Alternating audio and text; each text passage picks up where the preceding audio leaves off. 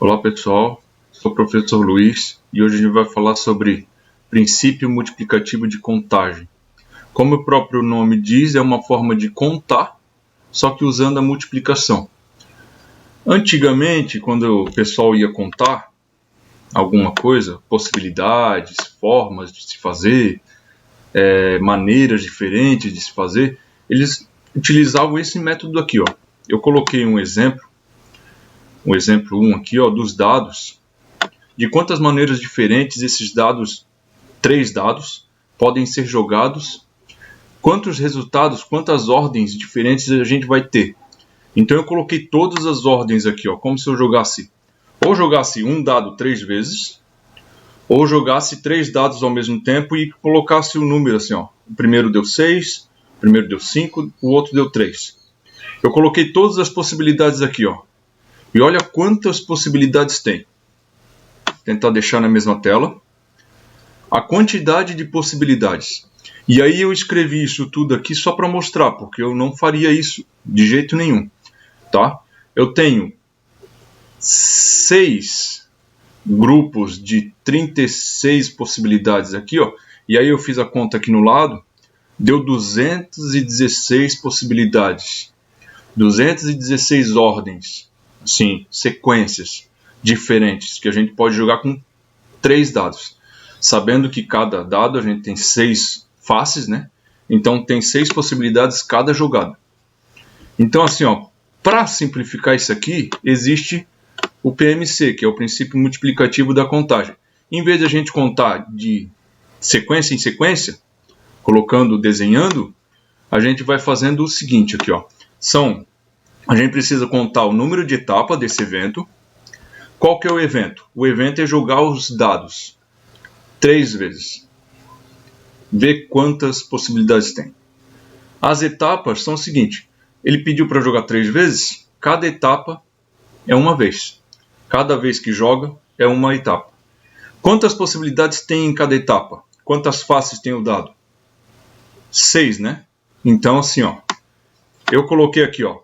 Para isso a gente tem que contar as etapas, são 3 nesse caso. A gente tem que contar o número de possibilidades, que aqui cada dado tem 6 faces, então é 6.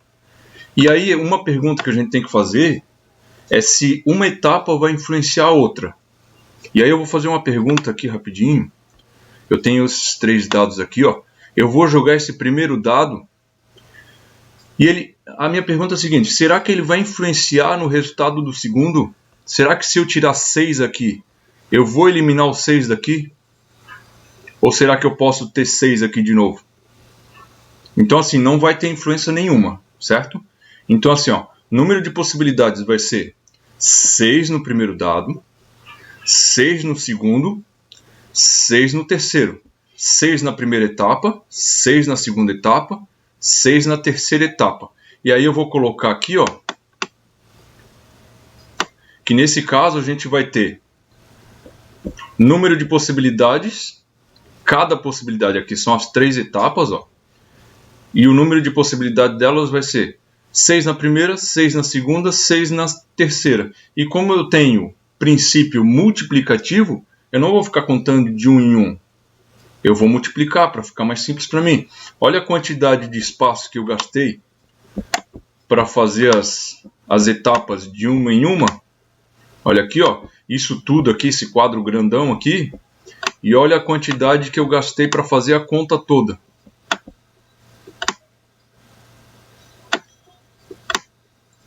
Só essa continha aqui, ó. Só essa linhazinha aqui, ó. A princípio nem precisava colocar esse P vezes P vezes P. Só colocar quantidade de possibilidades, quantidade de possibilidades, quantidade de possibilidades. E aí multiplicar. Isso aqui dá 216. Lá em cima também deu 216. Aqui, ó. 36 vezes 6. Tá? Então assim, ó. Quando a gente tiver etapas que não influenciam a próxima etapa, a gente vai fazer número de possibilidades de novo, vou colocar aqui, ó, da primeira etapa, da segunda, da terceira, da quarta, de quantas etapas tiver, tá? No segundo exemplo, eu já mexo com influência, tá? quando uma etapa influencia a próxima. E aí aqui, ó, eu tenho um exemplo de 4 atletas disputando uma corrida, e eu quero saber de quantas maneiras diferentes eles vão alcançar a linha de chegada. Tá? Aqui, eu vou colocar bem certinho aqui, ó, para aparecer. Eu tenho 3 lugares no pódio e mais um que não vai ficar.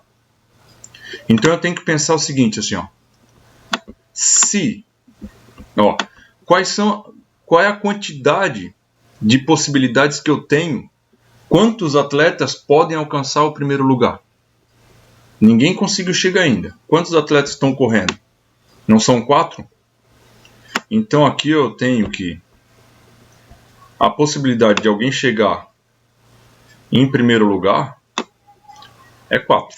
São 4 atletas, todos eles largam na mesma hora e têm as mesmas possibilidades de chegar em primeiro lugar. A partir do momento que o primeiro chega, sobra só 3 vagas.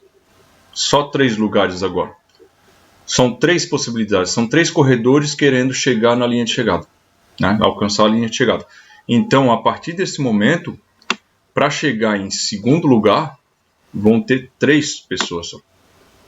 E para chegar em terceiro, vai diminuir mais ainda. Já chegou um aqui, já chegou outro aqui, então aqui só tem 2 para chegar. E por último, só vai ter mais um. Tá?